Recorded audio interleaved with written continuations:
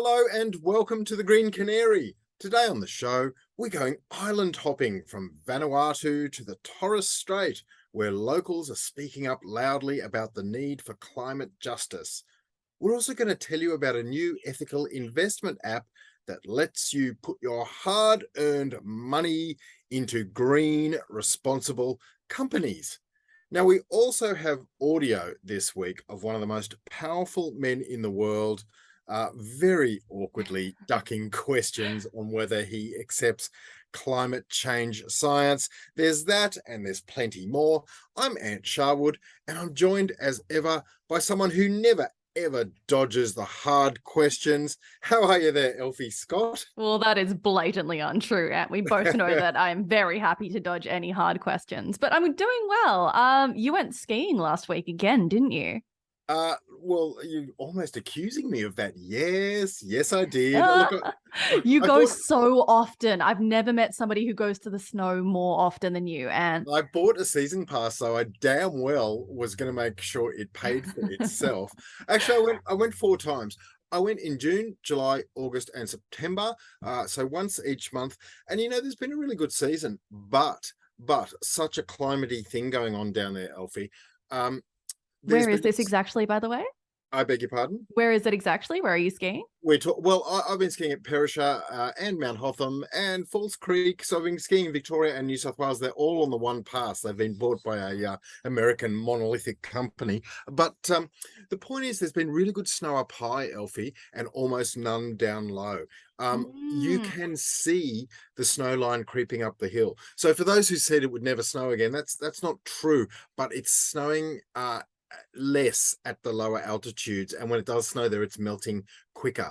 I have seen this anecdotally across my lifetime, but the stats are also reflecting that. And you know what? I'm going to shove a graph in this week's Green Canary newsletter to show people that, but that's the newsletter. This is the pod.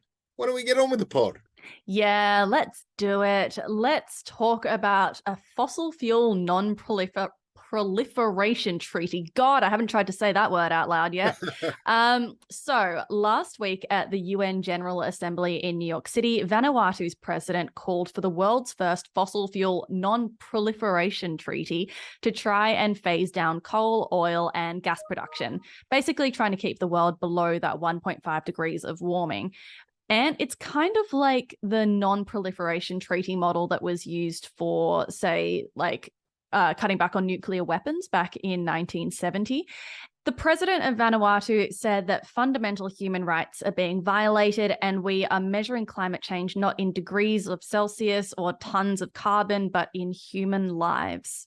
Yeah, that's a great point, because Vanuatu would know a lot about the loss of human lives. They've been slammed, Elfie, by a couple of really big cyclones in the last decade or so. The most recent, I believe, was Cyclone Harold in, I think, 2020. I had a quick look. Something like 180,000 people were affected in terms of being flooded or displaced. There were many deaths. So look, Vanuatu is not one of those sort of coral atolls like Kiribati, or one of those tiny little countries that literally could be inundated by rising sea levels.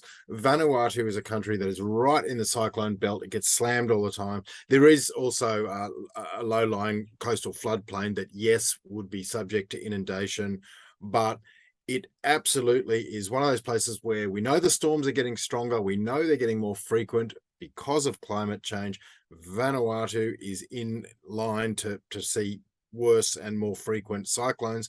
So good old President Vuro Baravu is not happy. He's got up. He has called for the International Court of Justice to issue an opinion on climate justice and human rights. He did that at the UN General Assembly in New York City this week, as you mentioned, and it was very powerful stuff, wasn't it? And I think the treaty that he's calling for, fossil fuel profiteroles, what are they? Profiteroles. I was thinking that before too. The Fossil Fuel Non-Proliferation Treaty is, I think, something we're going to be hearing a lot more about in coming years. Yeah, and he's hoping we hear about it more at the upcoming next COP. All right, and now to another story about climate justice. So, the UN Human Rights Committee has found Australia violated Torres Strait Islanders' rights by failing to protect them from climate change. And do you want to take this story? What's going on? Well, this is another, as I flagged in the intro, this is another island story, and it dates back to 2019, Elfie. A group of 8 Torres Strait Islanders, they were known as the Torres Strait 8, mate. Great. Anyway, the Torres Strait 8 took their case to the UN. They said that rising sea levels and climate-related issues like that had already damaged food sources, had already damaged or compromised important cultural sites like burial sites. Homes were at risk of being submerged. So the UN Human Rights Committee agreed that Australia, particularly the previous government, had violated at least 2 of their human rights, which are set out in a UN treaty, including the right to enjoy culture and the right to be free from arbitrary influences with their private life, family, and home. Look, long story short, the UN has said, yep, Australia has neglected the Torres Strait Islanders from a climate perspective. I don't know. What happens next, Elfie? Has the government made any noises at all? Well, yes and no. So I was looking this up before we started the podcast. They have acknowledged what has happened. Australia's Attorney General Mark Dreyfus said the new Labor government was committed to working with the Torres Strait Islanders on climate change and stressed that the complaint was lodged under the previous government. He said the Prime Minister, Anthony Albanese, the Indigenous Australians Minister, Linda Burney, and the Climate Change Minister, Chris Bowen, actually traveled to the Torres Strait shortly after they were elected to speak with elders and owners about the impact of climate change. But as for what they are actually going to do in response to this is still kind of up in the air, I think. So there has been talk that, the Australian government is considering the committee's views and is now going to provide its response in due course. So I don't know yet whether that means like compensation or what actions the Australian government is going to take, but I very much hope that it is proportionate and in line with what that group of Torres Strait Islanders are asking for. Yeah, I think that's well said. And I think, overall here, what we're seeing with the president of Vanuatu, with the Torres Strait 8, we spoke recently on the pod and also wrote in a newsletter about Frank Bainimarama of Fiji having a good crack. Actually, he was talking in the context of the Pakistan floods, which was a long way from Pakistan to Fiji, but he was saying this is the developed world's, they caused it. It's the developing world's problem, but the developed world caused it. So it's great seeing these what you might call, without being patronizing, small voices, because they are small voices on the world stage when you talk about the UN General Assembly compared to sort of Joe Biden and others who might speak there. It's great to hear these small voices getting air. We're giving them airtime here as well, because we think these are small but vitally important canary in the coal mine type voices, to invoke the name of our podcast. Yeah, absolutely. And that actually reminds me, Ant, of one quote from Yessie Mosby, who was one of the complainants in that Torres Strait 8 group. And he said that the ruling was not only for Torres Strait Islanders, but a reminder to all other climate affected communities that they can seek justice and protection, which I think is a fantastic note to end this segment on. It is. So let us move on. Let's move on, Elfie, to the feature interview of the week. And look, this is a change of pace. I like to vary it up. We do, as you know. Some weeks we'll get someone hard hitting on the issue of the week. If there's a gas crisis, we'll get a gas guru. And sometimes we just take it to an interesting area. This week, it's about investment. You and I have spoken a lot here about green super. We've spoken a bit about ethical investments in the sort of green and sustainable areas. And I heard about a new app that's launched this week. It's called Koala, and it lets you invest in sustainable companies and ethical companies. It sounded really easy, and I really want people to not to think, oh, this is sort of a paid slot or anything. It isn't. It's for you, the listener. It's for me. It's for Elfie Scott. It's for absolutely anyone who thinks I've got $50, $500, $50,000, any amount of money, small or large, and I want to put it somewhere sustainable and green. So let's hear from our interview subject this week. His name is Peter Bonetto, and I reckon he might just have the answer, Elfie. Okay, so here at the Green Canary, we have talked a lot about ethical investment over the year, and we are interviewing today a gentleman called Peter Bonetto. He is behind a new ethical investment app. Now, the blurb for the app says, finally, an ethical investing app giving Aussies access to investment knowledge and autonomy like never before. I love never before. The app is called Kwala, Kwala. And as I said, we have Peter Bonetto on the line. Peter, congratulations. And in your own words, what is Kwala and how does a dummy like me use it? Thanks so much, Ant. Kwala's established and purpose is to enable anyone to invest in the best environmentally and socially positive companies that is possible, and to do it to start with small amounts of money that they wish, for us to be really great value with low fees, and for them to be able to grow and learn more over time as they invest with those companies. And we really propose to our customers to invest over time, to invest a modest amount that they can afford, but to do it regularly.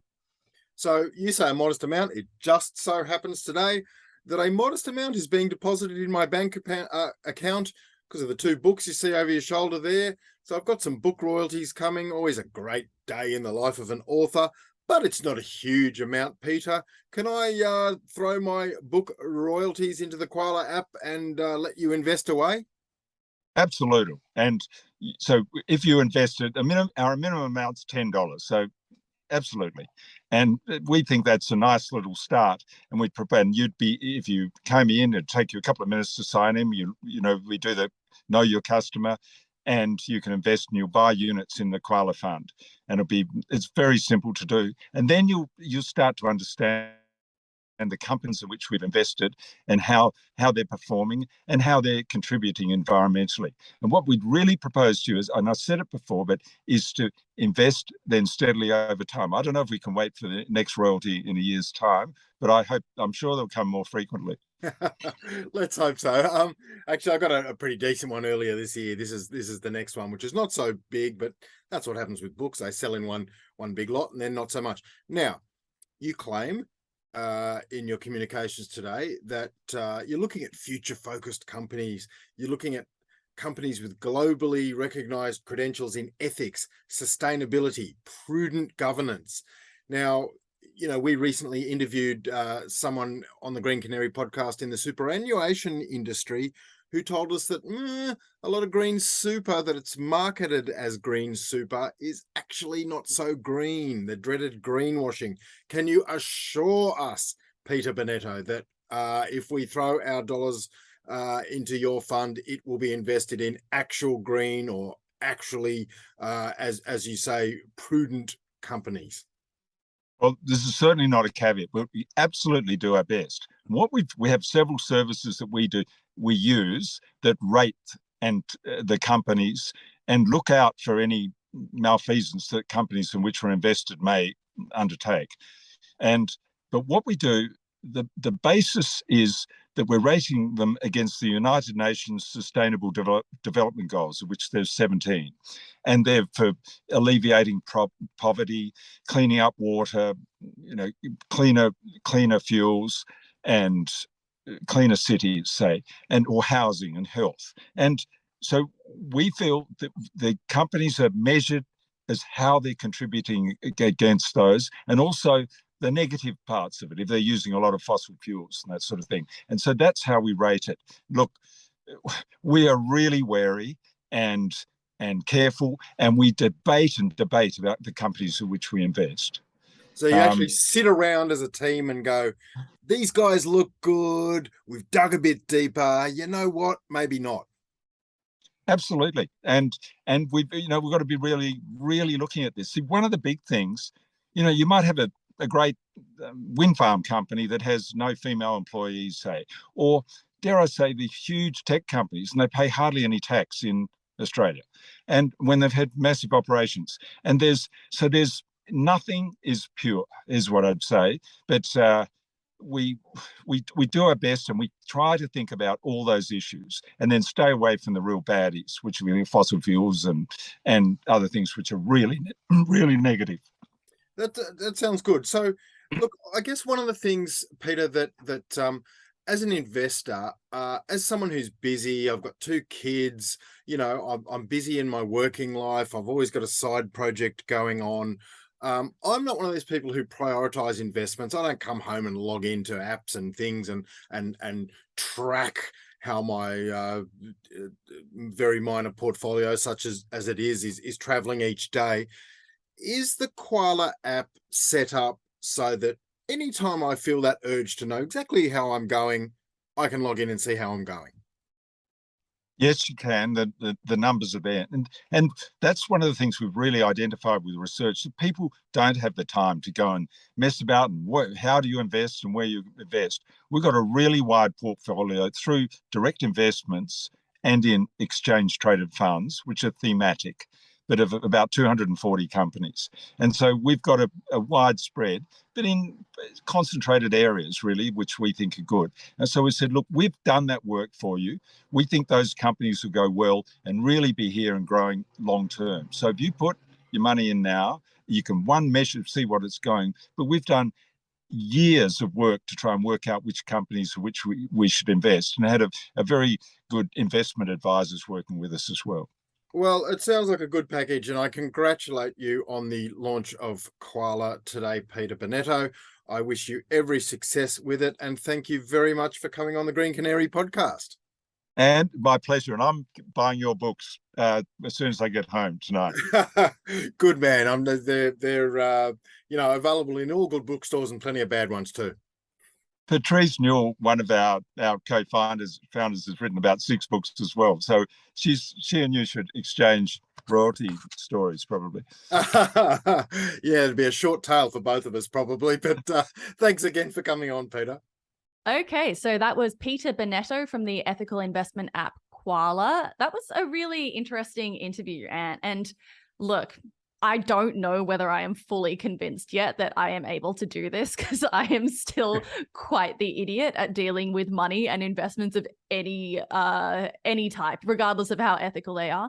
But it does sound very interesting, and I hope that people turn their minds towards these sort of investment opportunities rather than just plugging them away into those sort of old institution type places that may not be doing the best things with their cash. Yeah, that is well said. And to use the word plug, you said, rather than just plugging it away, to use the word plug in the other context, as in a free plug, I again reiterate, I hope people don't think that was just a free plug for a mate. It wasn't. I hadn't heard about them until this week, but it's the sort of thing, the sort of app, if not them, someone else, that we should all be thinking of. So, we brought you that interview in the spirit of us all looking to invest in more meaningful ways that are hopefully sustainable.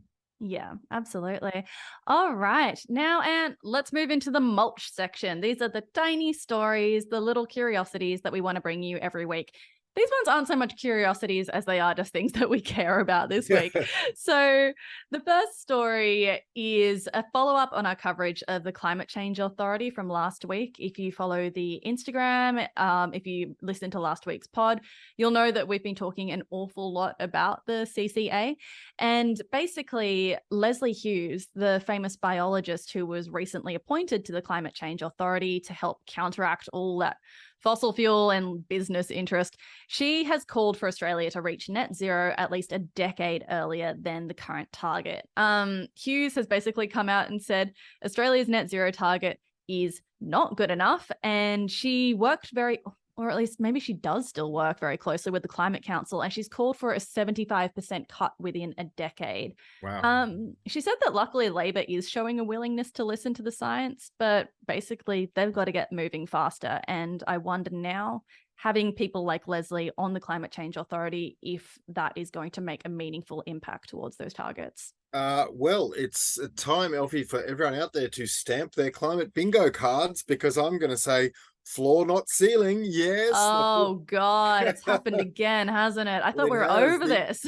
The 40, no, it's going to happen forever. The 43% that we now have legislated through the Parliament was always going to be a floor, not a ceiling. So Leslie Hughes is telling us to hit the ceiling a lot harder and a lot quicker. And look, what I love about Leslie Hughes' appointment, as you mentioned, she's a biologist. She's an eminent one. She's really a cherished member of the Australian scientific community. But her specialty in this area is climate change impacts. And she actually studied ants for 4 years, Elfie.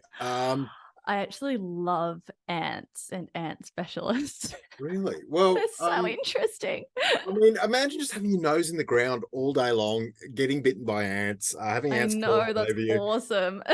But what I actually love, apart from the curiosity and just the weirdness of it, is the symbolism of it, because, you know, she is studying the world from the ground up. When you start with ants, and then, you know, last year, I remember her being quoted having a bit of a stoush with Susan Lee over the Great Barrier Reef. She's got all the way from the micro scale to the macro scale, environmentally speaking, and she has seen climate impacts from the tiny to the huge. And I just think that gives her a unique perspective on the world. So when Leslie Hughes says, give us 70%, not 43%, when she says get to net zero a decade earlier, I'm inclined to listen.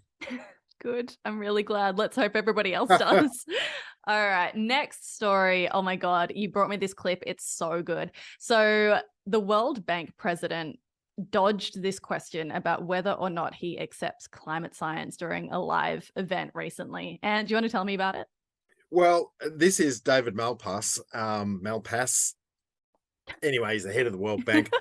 Oh, by the way, he's a Trump appointee. I didn't know that the Americans appoint the head of the World Bank and the Europeans appoint the head of the IMF, the International Monetary Fund. I was wondering about that. That's so interesting. That's how big money guys are appointed. They usually are guys, by the way.